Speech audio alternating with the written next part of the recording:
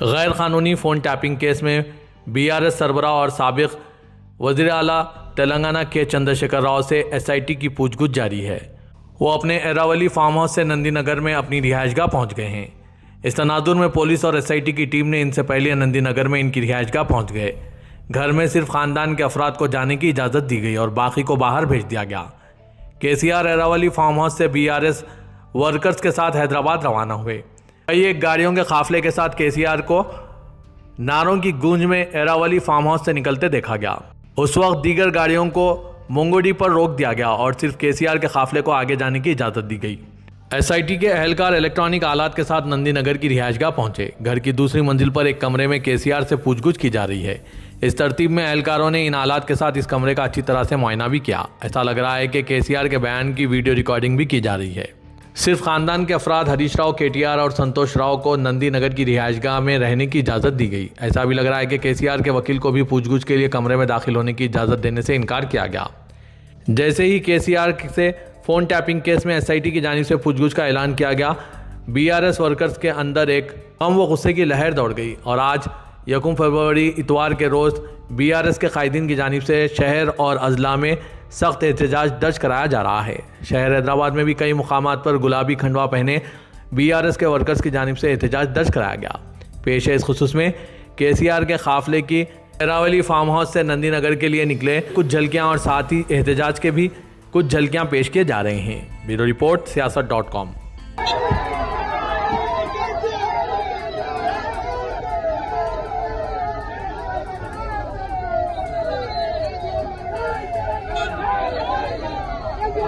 अंदर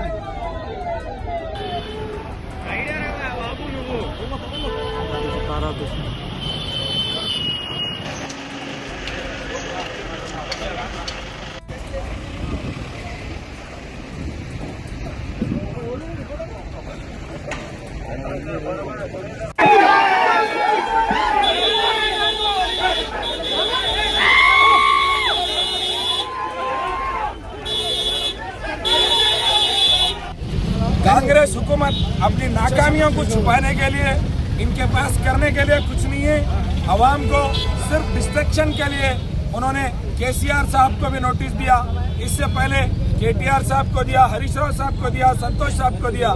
ये लोग अपना काम कुछ नहीं बता सकते, इनके पास कुछ नहीं है। कभी कालेश्वरम स्कैम के नाम पे बात करते, कभी फार्मूला ई की बात करते, कभी फोन टैपिंग की बात करते।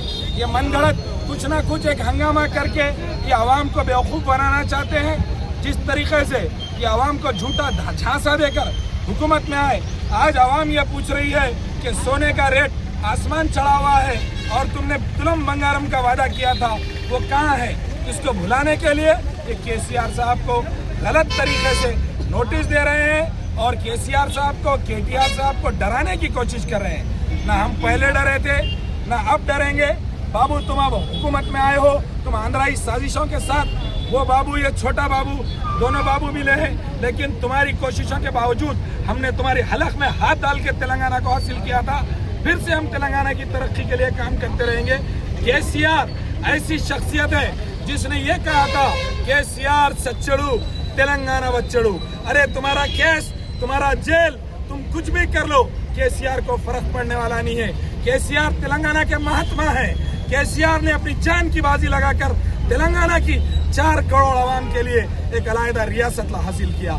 आज तुम जो चीफ मिनिस्टर बने हुए हो, वो केसीआर के पैरों की धूल है। आज तुम जो हुकूमत में बैठे हो, मिनिस्ट्री कर रहे हो, नहीं तो वही आज जिन आंध्रा यागों के तुम तलवे चाट रहे हो, जब तुम उनके नाखून चाटते होते थे।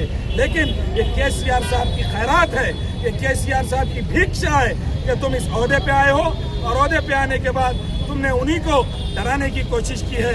ये तेलंगाना की 4 करोड़ आवाम इसको बर्दाश्त करने वाली नहीं है। हम आज काटे दन पे वेंकटेश अन्ना, हमारे सरीकुंडा दरगेश, राजेश और रघु कुमार और हमारे खातून लीडर लक्ष्मी, सुभाष रेड्डी साहब, तमाम जितने कायदीन का मैं नाम नहीं लिया, ये वो तेलंगाना के सपूत है।